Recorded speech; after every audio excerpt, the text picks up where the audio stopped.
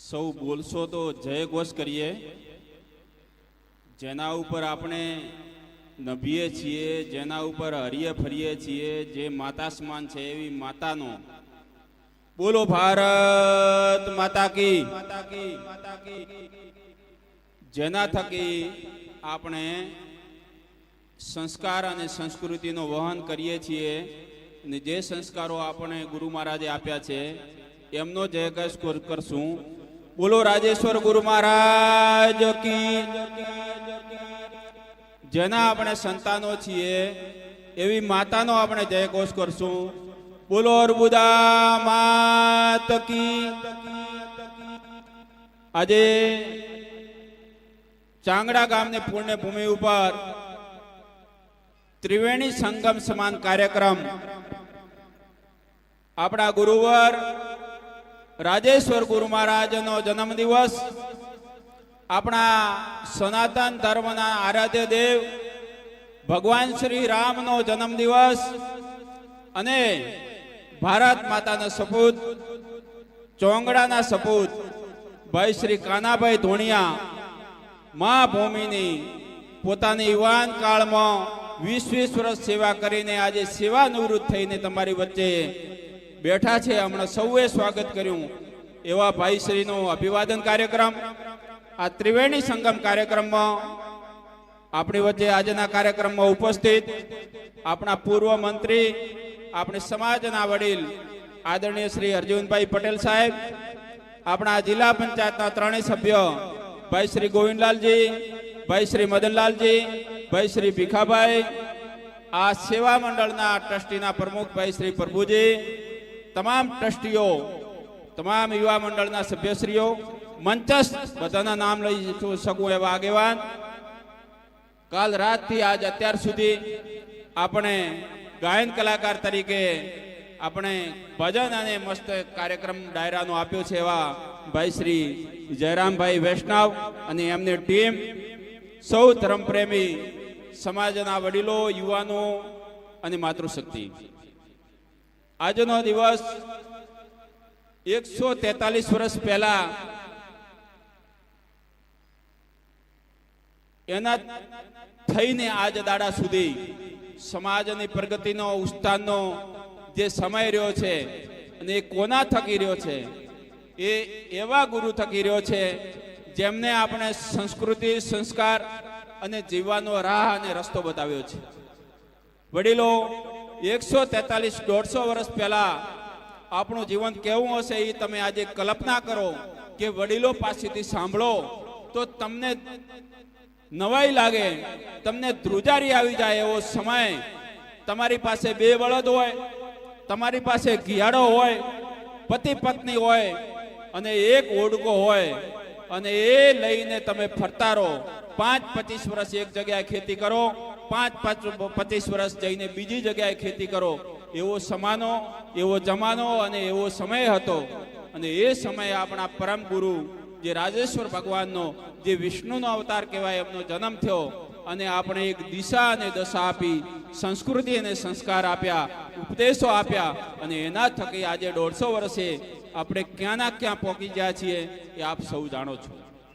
અત્યારનો સમય આપણે સમાજનો, એમ કહેવાય કે બનાસકાંઠાનું નામ લેવું હોય તો આપણે સમાજનું નામ સૌ પ્રથમ લેવું પડે. એવું કહેવાય કે ઉત્તર ગુજરાતમાં નામ લેવું હોય તો આપણે સમાજનું પ્રથમ નામ લેવું પડે.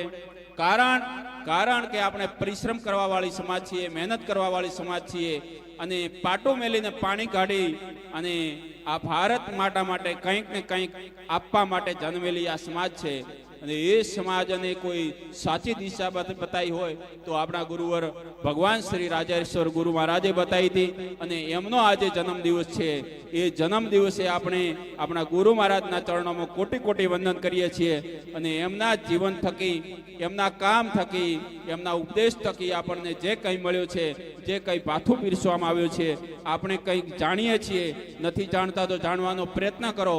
અને એ પ્રયત્ન થકી આપણે પણ કંઈક સારા માનવી બની, ભારતના સારા નાગરિક બની, માતા પિતાના સારા દીકરા બની, ગામના અને વિસ્તારના સારા માણસ બની અને આ પૃથ્વી ઉપર જીવી શકીએ અને માથું ઊંચું રાખીને ચાલી શકીએ.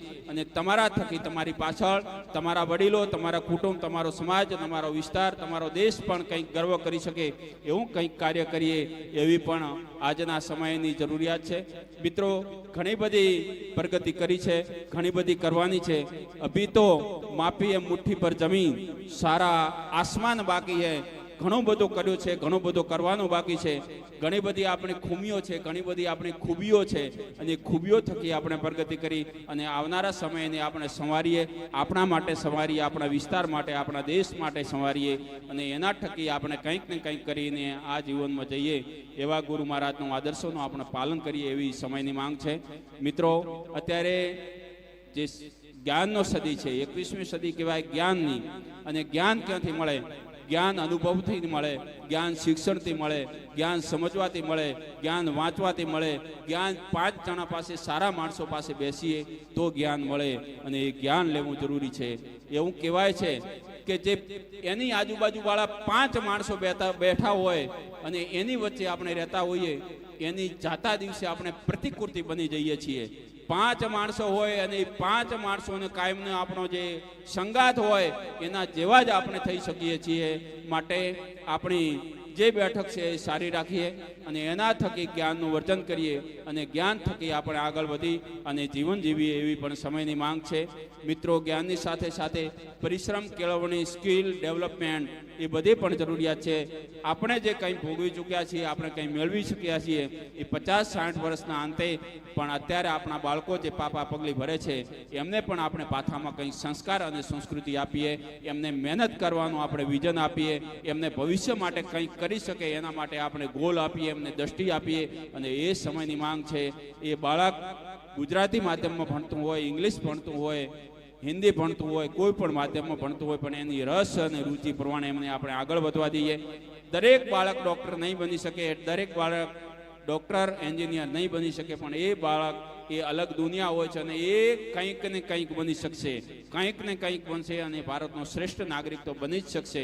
એના માટે એની રસ અને રુચિ હોય. તમારો બાળક જે કરવા માંગતું હોય એને અભ્યાસમાં કે એની રસ રુચિમાં એને તમે સંગાત આપો, એના શિક્ષકો સાથે, એના ગુરુઓ સાથે તમે તાલમેલ મિલાવો, એના જે મિત્રો હોય એને સાથે તમે તાલમેલ મિલાવો અને તાલમેલ મિલાવી અને તન, મન અને ધનથી આપણા આવનારી પેઢીને આપણે ઉછરીને મોટી કરીએ અને આગળ વધીને આપણી સમાજનું નામ રોશન કરે એવી આ તબક્કે આશા અને અપેક્ષા વ્યક્ત કરું છું. અહીંયા બોલાવી અમારું સન્માન કર્યું અને આ શુભ પ્રસંગે, ત્રિવેણી સમાન પ્રસંગે અમને બોલાવીને અમારો 2 બોલ કહેવાનો મોકો આપ્યો. આપે સાંભળ્યો, આપણે નતમસ્તક થઈને વંદન કરું છું.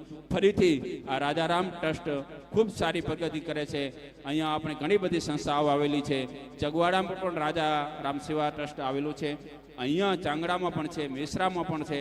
દરેક જગ્યાએ સંસ્કૃતિ અને સંસ્કારનું કામ કરે છે, સમાજનું ઉસ્તાદનું કાર્ય કરે છે અને સમાજને ભેગા કરવાનું, મેળાવડો કરવાનું અને આ અહીંયા બેસીને ગુરુ મહારાજનું જે આપણે અધ્યયન અને ઉપદેશોનો જે આહવાન કરવાનું કામ કરે છે એ લોકોને પણ નતમસ્તક થઈને સમાજ વતી વંદન કરું છું. અને આવનારા સમયમાં એનાથી સારા કાર્યક્રમ કરી અને સમાજની પ્રગતિ થાય, આપણી સૌની પ્રગતિ થાય, આ દેશની પ્રગતિ થાય અને આપણા બાળકોનું ભવિષ્ય સારું બને એ વાત સાથે મારી વાત પૂરી કરું છું. જય હિન્દ, જય મા અર્બુદા, જય રાજેશ્વર.